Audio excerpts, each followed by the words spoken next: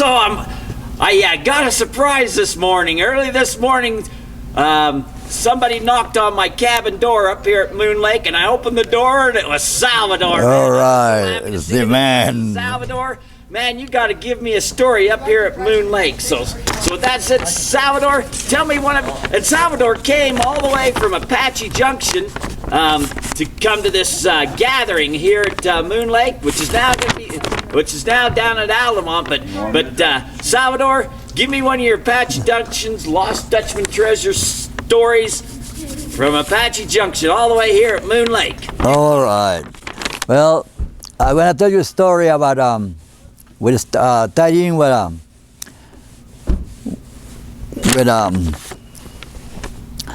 Daryl Len's story about his mother's lost mine in Superstition Mountains.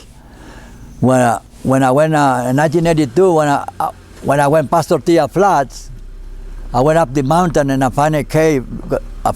Because I thought I saw a shadow with the corner of my eye, and I thought it was somebody. And then I went up to look into it, and I found an army bed and a kind of metal chest, and I tried to pick it up, and it was too heavy. That was 40 years ago, and I never cut the lock because the lock was still intact. And that would be a hopeless part of Daryl Len's story, which is their grandmother's gold mine. And you never know what you find. You know, it's nice to follow stories because 40 years is a long time, and I still hope it is still there. It was way in the middle of nowhere where you found. No, Raya. When you go to Tortilla Flat and you climb the mountain behind it, you can see Tortilla Flat from the top. Some people think it's called the Barry Storm Cave, where he wrote the book Thunder God's Gold. And if that's true, that's a historical deal because he was there in the 30s. And as far as I know, nobody touched the cave, and it's still there. That would be something very historical. And so you're getting with Wayne Tuttle, and you guys are going to go up there and find it? Yeah, he promised me that he will help me this fall to go there, and we're going to cut the lock and record it for future history, you know, that cut the lock. And not that far away is because you can look down into Tortilla Flat. How old of a lock was this? How old of a chest was well, this, do you think? From the 30s, 20s? This is the story that people don't believe it, okay? I met this lady like in 19... I found the lacquer box in 1982, and a year later, this lady that I met in Apache Junction when I was helping do community services, he told me a story. Salvador, I know you know the mountains, and the story that I want to tell you, he applies to Tortilla Flat, and I said, okay, tell me the story. The story of this, that she told me is that 3 people went hiking, and one of them watered the trees, and he went into a cave, and the cave had a lock, and he cut it, you know, shoot it with the thing, and somehow he stole. And when he opened it, and this is the story I was told, it was hard to believe, was full of Maximilian, King Maximilian, gold coins. And I said, you sure that it was King Maximilian? Because Maximilian was only a king in Mexico for a few years before he got shot. And I said, okay.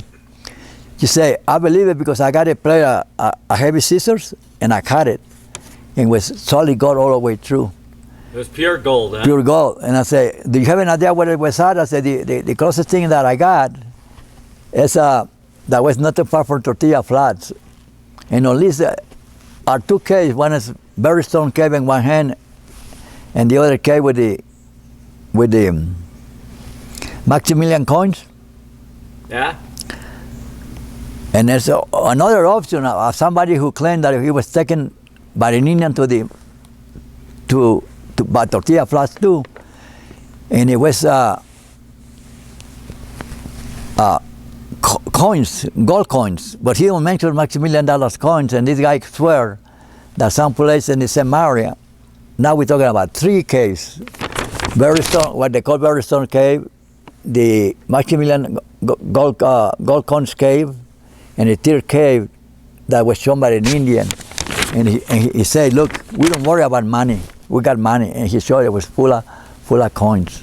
Huh. So my point is, if you're gonna be a treasure hunter, you had to learn one thing: listen and sip it. Because when the minute you open your mouth, people giving you information, and one clue can break the case open, and that's all you need. So I know about the place that I think is the Berrystone Caves. I had the story about the gold coin from the lady. And I asked her, I say, I want to meet the people who found it and she said they don't want to be known. So I never met the people who found it, but the guy claims that he shoot the lag and some way somehow hit his toe, which I cannot verify that story, but I can verify a lagger that's so heavy that I don't know what was in it. You couldn't even pick it up, huh? It was heavy. And I was 30 years old. I was pretty strong. I mean, I'm talking about 40 years ago. And you couldn't budge it. I had a hard time picking up one side. It was full of rocks. Huh. And a year later, she told me the story about the Maximilian gold coins, which it's hard to believe because Maximilian, like I said, was only king in Mexico, or emperador of Mexico actually, for a few years. And all the stories that you heard, it led you to El Paso, to Victoria Peak. Yeah. To Victoria Peak, which they claim they found Maximilian coins and some of the king's crowns. Yeah. But we're too far west from El Paso and Victoria Peak. So that kind of put a doubt on my mind. But so do you think this person found the chest that you'd found? You think it's the same? I'm hoping the chest is. I'm hoping. I'm still there.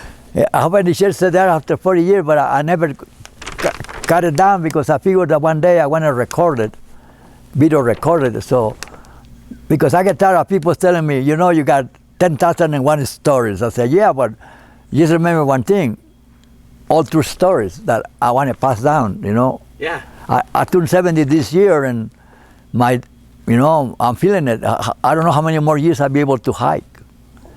You know, and in order to take you where I've been, I had to, to walk. Yeah. So if I wait too long, I won't be able to take you where I've been. And the funny thing about the story is that I found the cave before I found the same day that I met the Black Legion. So you see, you got tortilla flat, you got the cave, and then you got the Legion. And the reason I don't mention it the time you did the recording about the Legion, because I want to keep it separate. Yeah. So for those that don't know what Salvador's talking about, the Black Legion, so I did it. Salvador did an interview for me. Yeah. And I named it the Black Fire. The Black Fire. What did I name that? The Black. No, the Black Nephilim. The Black Fire Nephilim. Yeah. Where Salvador tells about meeting these giants that were. Anyways, if you want to know more about the Black Fire Legion, go see his video. Yep. On that. Yeah, because you asked me about the giants, and I want to miss the story. But my point is that I went for tortilla flat up, found the thing, and then the next thing I come down and I met the what I call the Black Fire Legion, and you call it the Black Fire Nephilim. And people saying, second day in the mountains, and my God, you find the cave, and then that afternoon, like lunchtime, and that night the Legion attacks you. Hey, let the viewer decide. All I can do is tell my true stories, because like I say, I'm getting old, and I want to be able to videotape, take people where I've been and say, here's what happened. Now you can make up your own conclusions. And I think, and the reason I think now looking back, because now I can fill the blanks. Before I met the Black Legion, I found a cactus with 2 crosses, Latin crosses, what we call Latin crosses, like that. Yeah. One on top of the other, and I think and I found out later that means 2 treasures, one on top of the other. And I think that's what wake up the Black Fire Nephilims. Ah. But they don't know that when I saw the thing, I said, man, one day it means something, and years later I found out there's a treasure on top of treasure, and I think that's why wake up the Nephilims, the Black Fire Nephilims. Yeah. So I was trying not to mix it together, but now that time goes by and people see the video, I want them to know that trying to fill up the gaps, the gaps. So you never know. I mean, I can back up everything I say 100%. I got no problem with that. The only thing, when people ask me, "You lying?" You know what I tell them?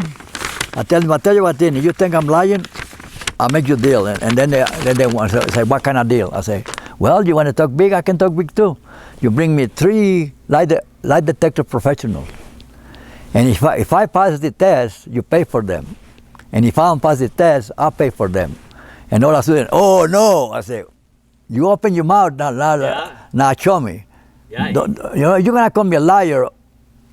You have to back it up with 3 professionals. And then I tell them any story I tell to Terry Carter, and if anybody doubt it, just bring me 3 different, not the same person.